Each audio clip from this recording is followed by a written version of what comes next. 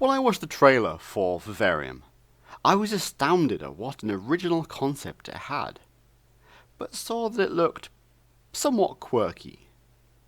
I don't mean that in a good way. I mean quirky as in the art house film way, and being art house, I feared it wouldn't come together well, would make up the rules as it went along and hit you with a nonsensical, disappointing finale. So was my prediction wrong? Or is this in fact another art house agony? When the opening credits kicked in, I was sickened. I'm not going to describe what they entail, but let's just say it couldn't have started any worse for me. It's not exactly at Yui Ball's seed level, but I still don't want to see that shit. At all, let alone in my entertainment.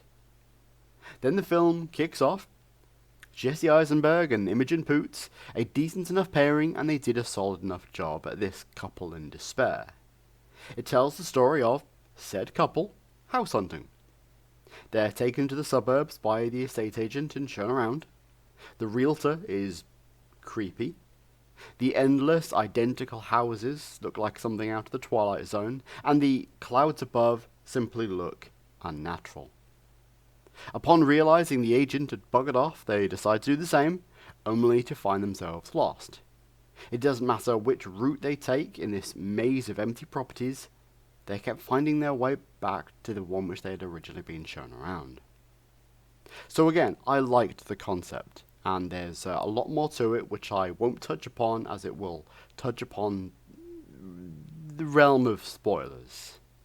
Our leading pair do a great job, and without going into further detail, let's just say they're forced to carry this highly minimalist movie, though there is a child, and anyone who knows me personally, or has been paying attention to my videos, knows that I'm not a kid person, and their mere presence damages a film, especially one as wretched as this little shit. An Irish, Belgian, Dane, and Canadian collaboration. Nobody can say it's not interesting because it really is. It kept my attention and had me on the edge of my seat throughout.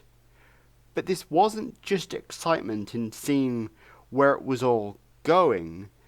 It was the concern that my original fear would come into fruition, and that this would full on lost me, as in the TV show. Namely, hit me with great ideas, build me up, and then shit all over me instead of giving me any answers. So was I right? Yeah, I usually am. Art house? Yeah, that's a justified accusation. I use the term accusation because art house is not a good thing. Vivarium has a lot going for it, but its lack of payoff is crippling. I'll never understand why so many movies these days suffers with this crap. Is it that difficult to come up with a decent finale these days? When you start writing, surely you pen where it's going to go. If anyone's saying, I don't understand it, I assure you, you pseudo-intellectual fuckwits, I did. It's just not very good, and explains about a tenth at best. I don't need everything explaining. Hell, I like a bit of mystery, but I need enough to justify the last 90 minutes of my life. Regardless, as I said, there is definitely something here.